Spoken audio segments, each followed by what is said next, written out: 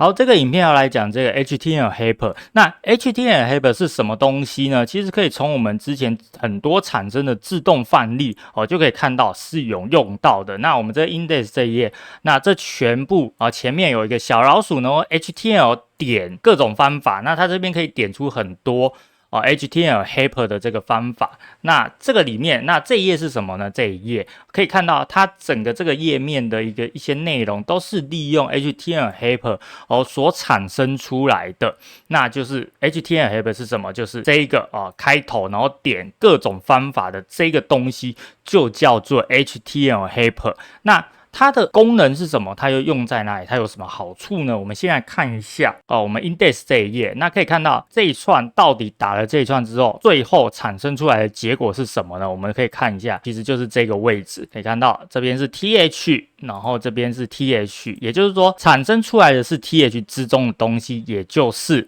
就这个 title， 打了这么一长串，结果只产生一个 title 这到底要干嘛？我们等一下再来讲解。接着先来讲解说，这个第一个好处是什么？也就是说，我们今天靠 HTML Helper 产生出来的对应的 HTML 码，它第一个好处就是可以减少自己打的对应的错误。比如说我们今天有个这个输入框好了，比如说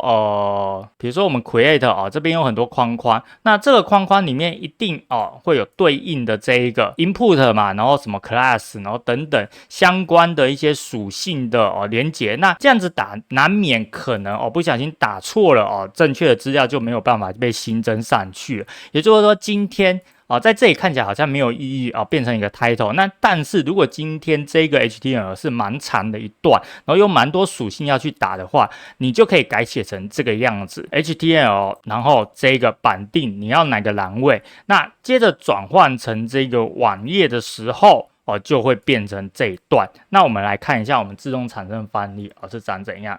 怎么好像不一样是这一段。那这个 ASP4 title 它是我们下一节课要教的 take helper。那这两个东西其实是差不多的。那我今天这一章先简单的介绍 HTML， 下一节课我们再来讲这个 take helper。那这个范例它是用 take helper 来产生这个 input 的这个 text。那我这边是用这个 HTML Helper 来产生，那它的写法就是这样。那这样子写完之后，最后在网页上产生就会变成这个样子，整段的样子。那这个就是简简单单的去打一个简单的这一个东西，它就会帮你产生对应的，就可以减少你自己打的一个错误。好，那我们再讲回刚刚这个有点好像看起来没有意义的这个 title 那它有什么好处呢？它的好处就是今天我们可以在这个比如说我这个 index 上面这个是这个 news DTO 这个 title 的栏位，我就可以先找到我这个 DTO， 然后我在这个上面我可以加一个可以看到我们刚刚这边显示出来的是这个英文的话，那它这边为什么会带 title 呢？就是因为我今天这个栏位的变数名称就叫 title， 所以你今天这样一打，它就会带出这个栏位。基本预设就是带这一个变数名称的栏位。那我今天要怎么把它改成中文呢？那第一个方法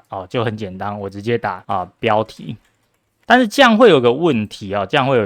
什么问题呢？比如说我今天有很多地方都用到这个 title， 那我可能要改很多地方，那所以说我们今天就可以把这个标题我打在这一个，因为这边是用这个 news DTO， 所以我打在 news DTO 上面盖一个 display name 的一个标签呢，里面就把它打标题。那我这样存档之后，我们再回到这个画面，可以看到我这边就不再是 title 而是标题。那所以说这个好处就是今天你有很多地方可能都用到这一个 news DTO 的这个 title 这个栏位，那所有的地方你只要下这一个 HTML Helper这个 display name for 的这一个 HTML Helper， 它所有地方都会跟着这一个你所设定的这个中文名称。也就是说，你未来如果标题不想要再叫标题的话，你只要改这个地方就好。那如果你直接打在这个地方，那变成说你每一个用到这个标题的栏位，你都要去做修改。那所以说，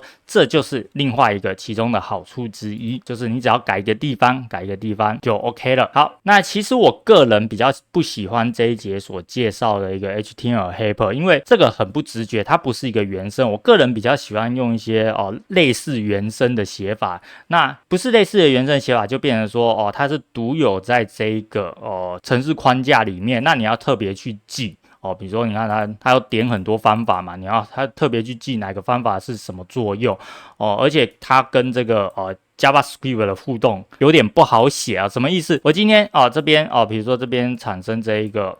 那你 JavaScript 我要怎么加在这个上面？因为你看不到它原生的DOM 的这个格式嘛，我可能想要在这一个 DOM 上面加一个什么 onClick 啊，什么 JavaScript 去取它一些东西，都很不好下，所以我自己个人是推荐使用接下来下一章的 Take Helper。好，那我们这边简单来介绍一下 HTML Helper， 它是这个在非 Netcode 时代的一个 MVC 产物。那到了这个 Netcode MVC 这个时代它又多了一个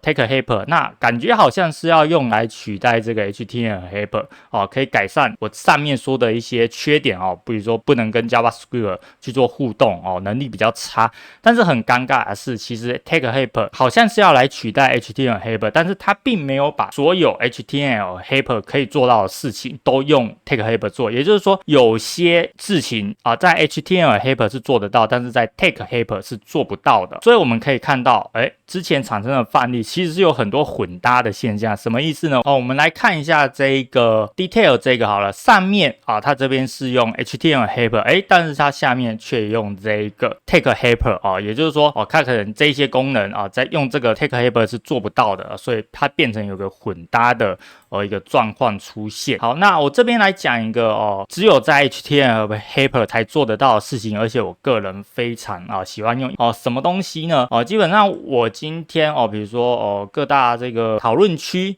可能使用者贴的一些文章可能想要有一些 CSS 的格式，比如说出题或者是颜色那这时候你就要把这个CSS 的程式码写到这个资料库，也就是说今天比如说我这个字翠亨路，我想要把它变成出体，那这个时候可能我就会在里面加一些这个样式，那我期望的是它变成出体，但是我们这时候加上去，我们就会发现在我们显示出来的它竟然会把我们的标签直接显示出来，而不是翠亨路变成出体。为什么会这样呢？因为基本上在新的这个程式架构里面，它会基本去做一些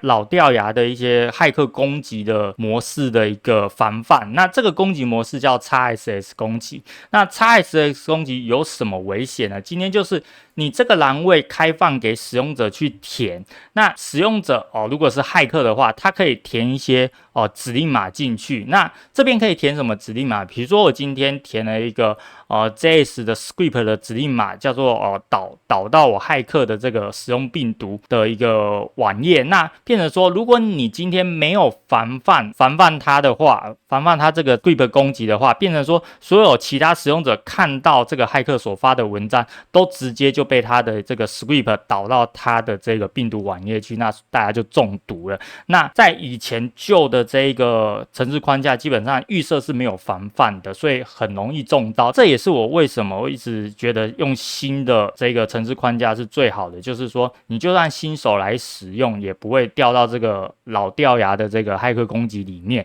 因为它预设就防了，所以你新手基本上不会随便乱用，也不会犯这个错误。好，那这个时候问题又来了，我们来看一下这串标签，它被编成了另外一种码，也就是说这种码它就已经不是原来的这个码，所以它没办法，它就已经被编码呈现在网页上，就会变成一个普通的字串，而不会被利用成 XSS 攻击。好，那但是我们这时候我们就想要让它出题那这时候该怎么办呢？就要我刚刚讲到的，我很喜欢用的应该说我必须要用的这个东西。好，我们今天这边就来改一下。好，那我就可以用这一个东西我把它取代原来的这一个直接这个效果就是我今天你不要帮我做额外的编码，让它变成普通的字串，我就要本来是什么编码，你帮我显示在画面上就是什么编码哦。那这样子打上去之后，我们就可以来看效果。有没有看到翠亨路哦，就变成这一个出体了？那在我们这边看到，它就变成一个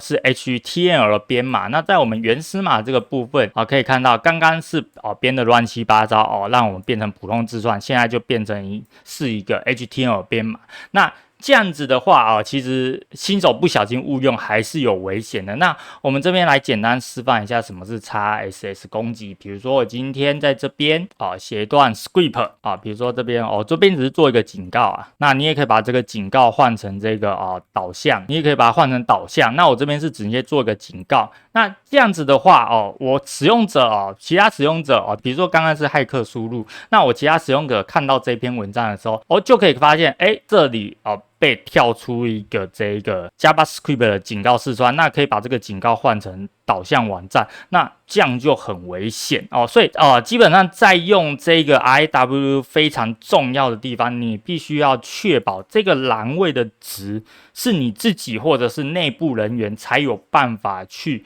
做输入的，千万不能比如说像讨论区让各种来源不明的使用者输入的地方，绝对不能使用 RAW， 不然你的网站绝对就会被注入很多 XSS 的攻击。好，那我们就可以看到效果就变成出体了。那这个是我蛮常使用的一个 HTML Helper。好，那这个东西在 Tag Helper 就没有没有。好，那我今天这个它算是简单的介绍 HTML Helper。那有关其他的 HTML Helper， 其实我个人也不是全部都很熟，我都是用到的时候我再去 Google 就好了。那其实大家也是这样子就好。那如果我觉得现在其实很方便我这边也不把它全部列出来了，因为其实你也不用在网络上找个老半天，因为你要找到完整的也很难，所以这个时候其实你去问 GPT 就好了，你就像我这样问帮我把所有的 HTML Helper 给列出来，那它就会把它列出来，甚至这边列出来之后，你可以再叫它举个范例也可以，然后它会帮你很多范例出来给你去做了解，所以我这边就不再多做赘述了，因为其实这些东西我就是一个抛砖引玉让你知道那你知道之后就可以利用很多方式想要再深入研究就可以使用 GPT 再去做一个深入研究。好，那今天的这个 HTML Helper 就先简单的介绍到这边，谢谢收看。